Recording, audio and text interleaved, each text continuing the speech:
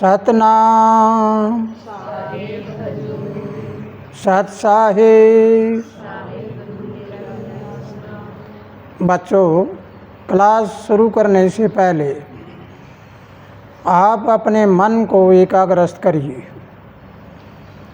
और ज्यों ही मन को एकाग्रस्त करोगे त्यों ही आपके अंदर की ऊर्जा इकट्ठा होना शुरू हो जाएगी। और जब आपके अंदर की ऊर्जा इकट्ठा होना शुरू हो जाएगी तो आप ये निश्चित मान के चलिए कि आप अपने अंदर के हर एक पुर्जे को पहचान लोगे। तुम्हारा शरीर एक इंजन है, एक गाड़ी है। इस गाड़ी में इंजन कैसे लगा हुआ है, इस इंजन का ड्राइवर कौन है, इस इंजन में क्या चीज़ डलती है जिसके कारण ये चलता है। जैसे बाहर वाले इंजन में देखते हैं हम तेल डलता है, इस प्रकार हमारे वाले इंजन में क्या डलता है। और हमारी गाड़ी है, इसके पहिए हैं, वो कैसे हैं, वो कैसे चलते हैं। अगर इस बात को आपने पूरा समझ लिया और जान लिया हो तो फिर आगे हम रास्ता देखेंगे हमें क्या क्या करना चाहिए।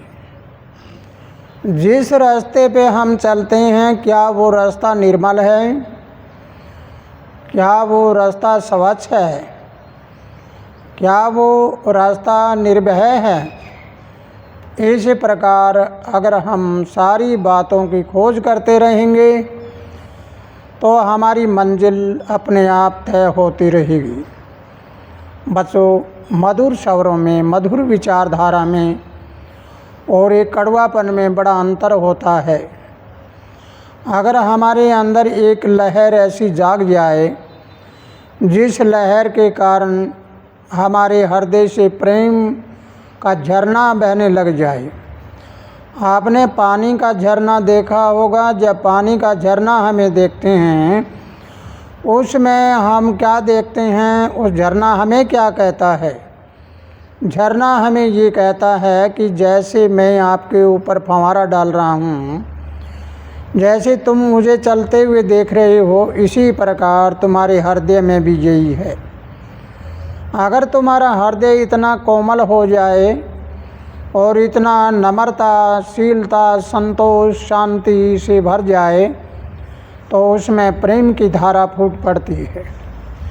तो बच्चों, पहले सीधा बैठकर अपनी रीढ़ की हड्डी को सीधा करिए और ऐसे सीधा बैठकर तुम मनन करो एक बार और अपने हृदय में प्रेम जगाओ और ये आस्था करो, ये विचारधारा रखो कि दुनिया में मेरा कोई शत्रु नहीं, मेरा कोई मित्र नहीं, मैं बिल्कुल सामान्य हूँ, सब मेरे अपने नज़र आते हैं, कोई पराया नहीं। अगर ऐसी विचारधारा हमारे अंदर आ जाए तो हमें सब कुछ अपना नज़र आने लग जाएगा।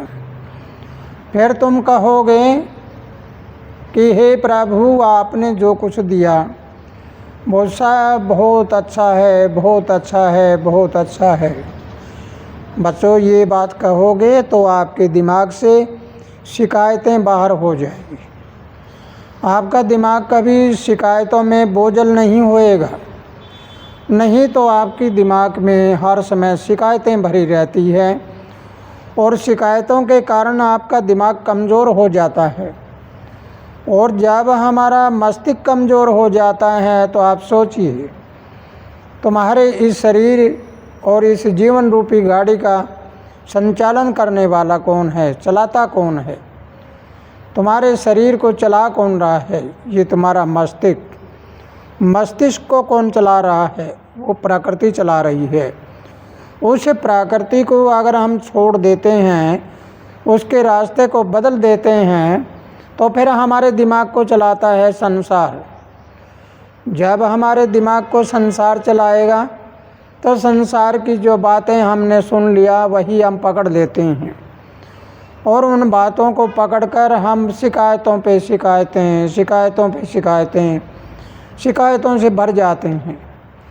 अगर हमारे मस्तिष्क ने प्राकृतिक आवाज़ को पकड़ लिया तो फिर क्या होगा, हम कुदरत के साथ जुड़े रहेंगे तो कुदरत हमें सारी चीज़ बताएगी कि कौन चीज़ कहाँ से आई, कहाँ जाना है, कैसे करना है, जीवन कैसे जीना है, दूसरे के साथ व्यवहार कैसा होना चाहिए, हमारा आहार कैसा होना चाहिए, सबके साथ व्यवहार कैसा होना चाहिए। आहार खाने के लिए जो हमें प्रकृति ने दिया है वही खाएं। विचार जो प्रकृति के विचार हैं वही हमारे विचार होने चाहिए। व्यवहार जो प्रकृति हमारे साथ व्यवहार करती है वैसा व्यवहार हमारा संसार में होना चाहिए।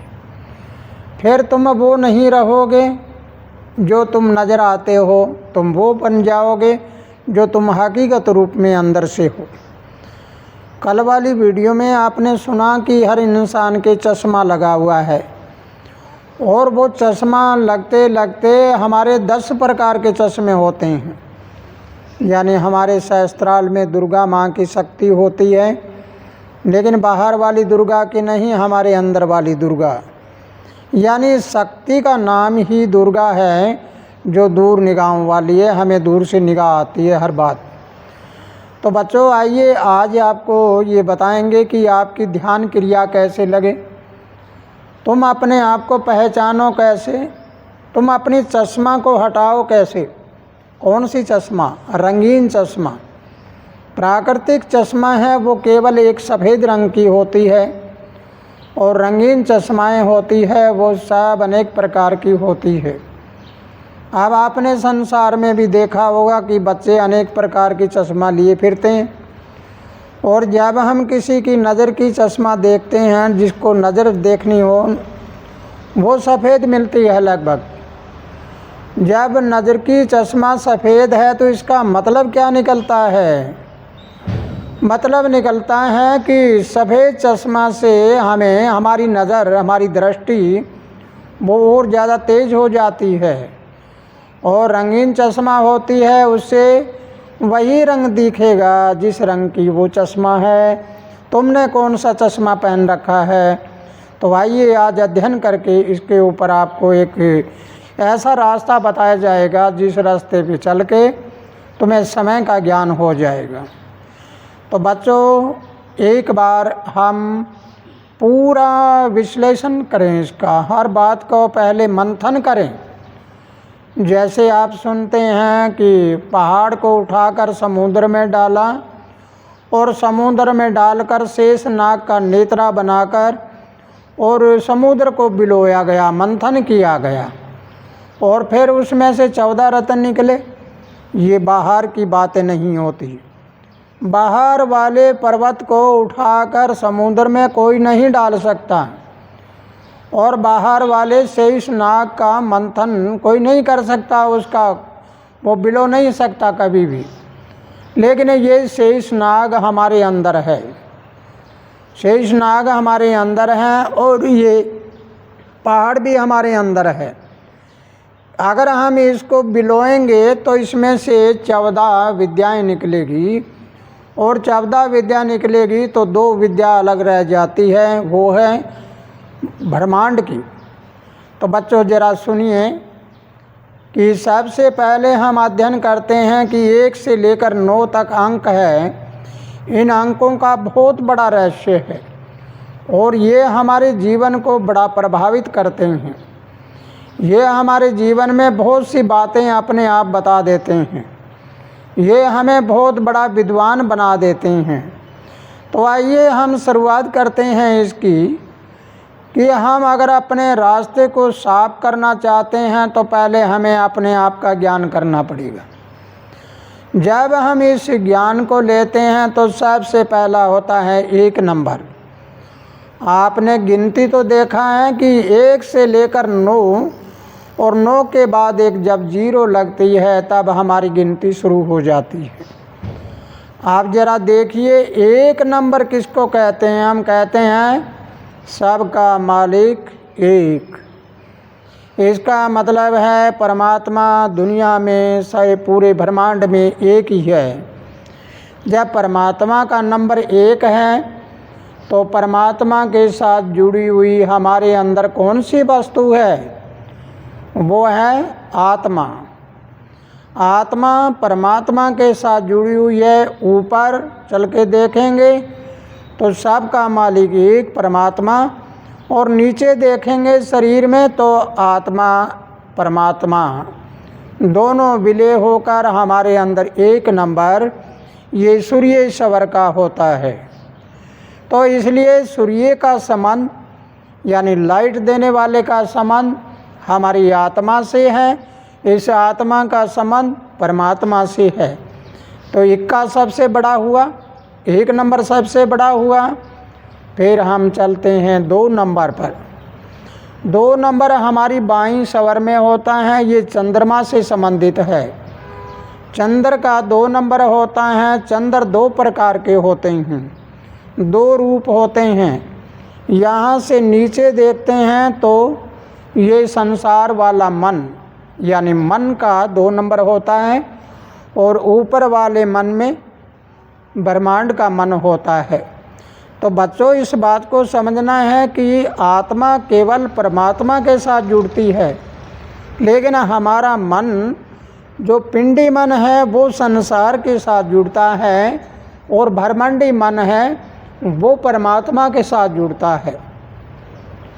इसलिए इसके 2 नंबर है।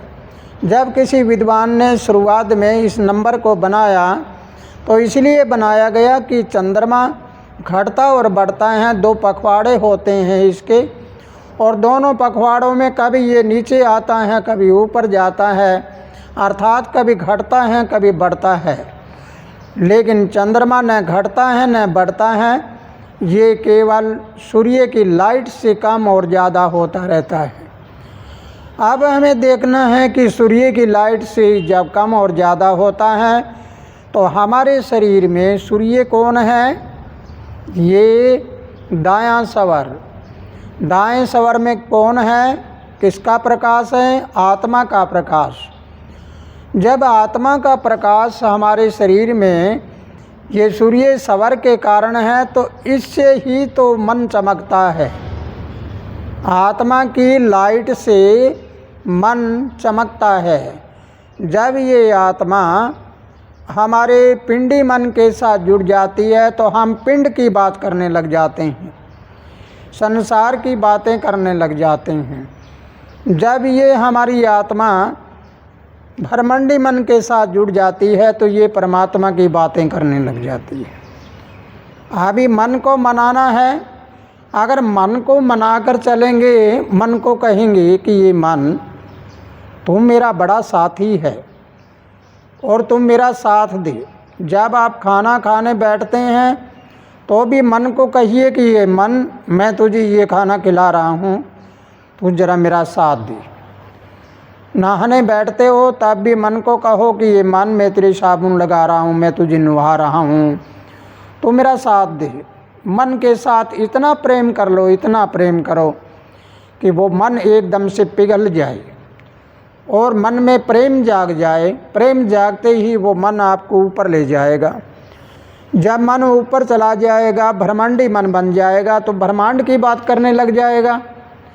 अगर पिंडी बन जाता है तो पिंड की बात करने लग जाएगा। इसलिए पिंड से पिंड छुड़ाओ और ब्रह्मांड के गुण गाओ।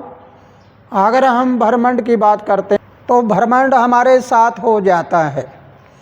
तो इसलिए बच्चों ये हो गया 1 नंबर परमात्मा, नीचे आत्मा, 2 नंबर मन, एक पिंडी मन और एक ब्रह्मांडी मन। अब 3 नंबर किसका होता है? 3 नंबर जब ये दोनों सवर इकट्ठे चलते हैं तो यहाँ पर टकराते हैं।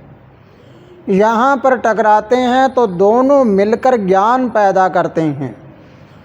आपका ब्रह्मांडी मन और आपकी आत्मा दोनों आपस में मिल गए तो क्या बात करेंगे?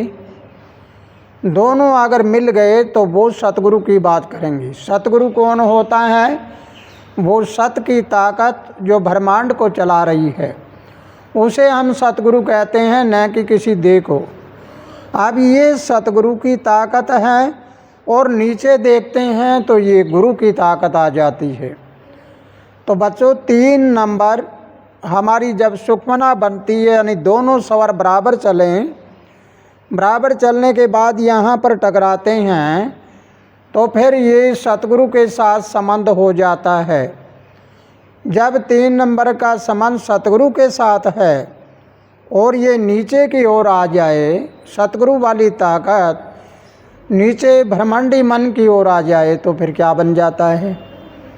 फिर बन जाता है गुरु, केवल गुरु हो जाता है, देह का गुरु हो जाता है। सतगुरु के द्वारा लिखे हुए वेद शास्त्र ग्रंथों को पढ़कर वो गुरु कहलाता है, लेकिन जो वेद शास्त्रों की रचना करता है वो सतगुरु कहलाता है। इसलिए बच्चों, आज 3 नंबर तक आपको पढ़ाया गया है। इस 3 नंबर तक आपको समझना है। 1 नंबर आत्मा परमात्मा के साथ जुड़ी हुई, 2 नंबर मन के, एक मन पिंड में जुड़ा, एक ब्रह्मांड में जुड़ा, 3 नंबर हमारा मन, यानी मन और आत्मा दोनों के साथ जुड़ा, और जुड़ने के बाद सत के साथ जुड़ा, जो इस ब्रह्मांडीय शक्ति को चला रही है, इस ब्रह्मांडीय ताकत है, उसका संचालन हो रहा है, उसके साथ जुड़ा। उसके साथ जुड़ने के बाद हमें अनेक प्रकार का ज्ञान होना शुरू हो जाएगा। तो बच्चों, इससे अगली क्लास में जो बताएंगे, उससे पहले अब हम 1 और 2 और 3 नंबर का अध्ययन करते हैं। जब हम किसी वस्तु को खींचने के लिए जोर लगाते हैं तो क्या कहते हैं? 1 2 3। इसका मतलब क्या हुआ? एक आत्मा, दूसरा हमारा मन और तीसरा सतगुरु, तीनों ताकत इकट्ठी लगती है तो हम पूरे संसार को खींच सकते हैं। अगर तीनों ताकतें इकट्ठी लग जाती है, तीनों वाणी इकट्ठी निकलती है, तो इकट्ठी निकलने के बाद हम वो बन जाते हैं जो हमारा हकीकत रूप है, और हमारे चश्मा हटना शुरू हो जाता है, और हमारे सफ़ेद रंग की चश्मा लग जाएगी जो दूरदृष्टि वाली होती है। तो बच्चों, आइए अध्ययन करते हैं। पहले ओम कहाँ जाता है, सोम कहाँ जाता है, और ओम सोम दोनों के बीच में शब्द रूपी कहाँ आता है। तो आइए अध्ययन करिए। मधुर स्वरों में पहले ये सोचिए कि दुनिया में मेरे से बड़ा कोई सुखी इंसान नहीं है। परमात्मा ने मुझे बहुत कुछ दिया है, बहुत कुछ दिया है। हे प्रभु परमपिता परमात्मा, आपका बहुत बहुत धन्यवाद, धन्यवाद, धन्यवाद, धन्यवाद, धन्यवाद। बच्चों, अगर ऐसे धन्यवाद करते रहोगे आप, तो आपके घर में किसी प्रकार की कमियां नहीं रहेगी। इंसान की कमी जब आती है जब वो संसार की बातों में विलय हो जाता है। संसार की बातों में विलय हो जाता है तो संसार जो कहता है वही बात वो मानकर चलता है।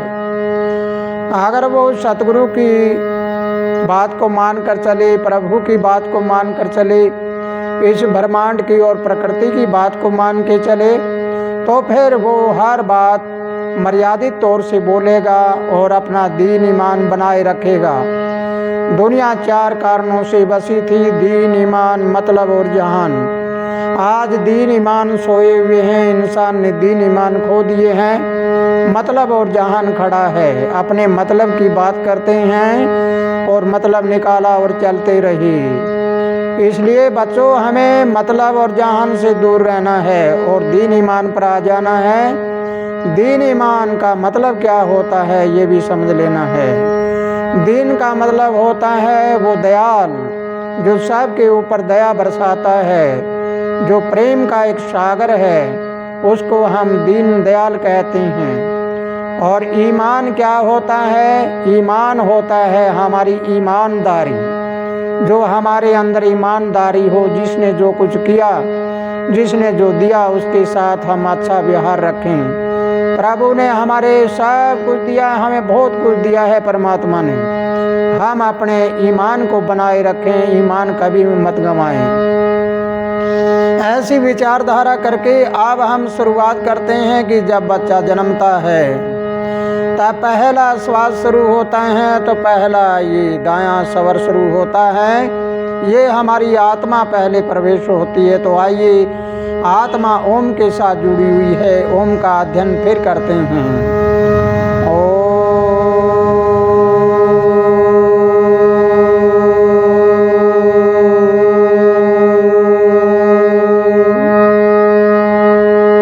पूरा श्वास भर के और फिर बोलिए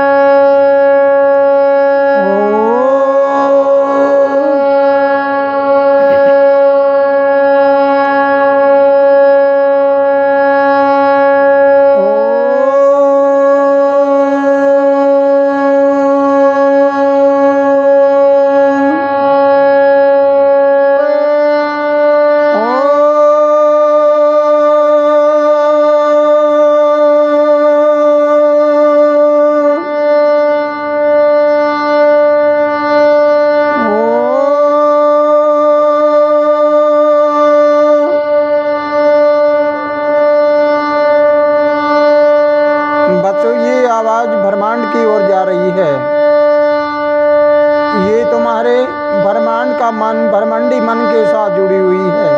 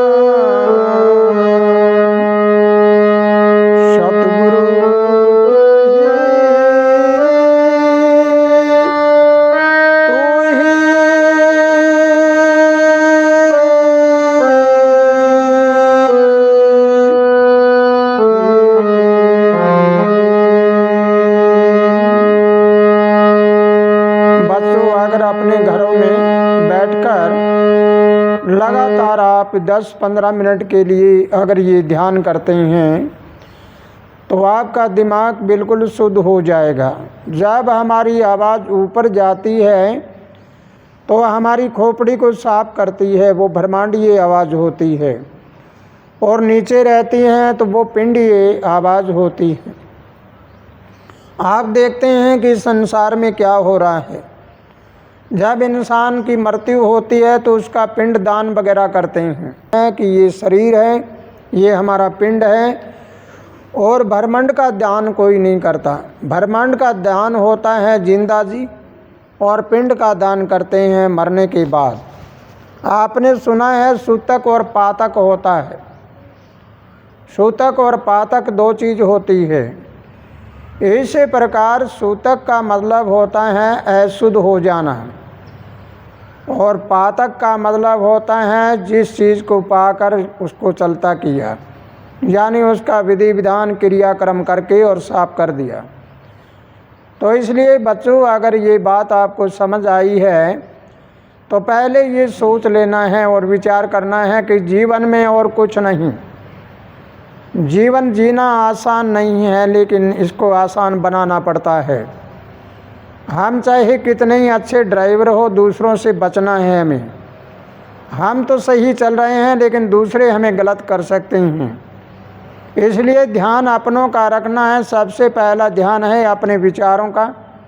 हमारे अंदर के विचार अगर संतुष्ट हो जाते हैं, हमारे विचारों को हम परिवर्तन कर लेते हैं, बदल लेते हैं, तो वो परिवर्तन करने के बाद हमारी ऊर्जा ही दूसरे के ऊपर जाकर प्रभावित करती है और उसको सही अपने जैसा बना लेती है।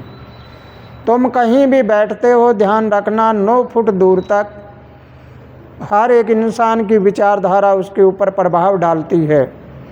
अगर किसी बुराई वाले के पास बैठोगे तो उसकी 9 फुट दूर तक ऊर्जा तुम्हारे पास आएगी, और अच्छाई वाले के पास बैठोगे तो भी वो आकर्षित होती है।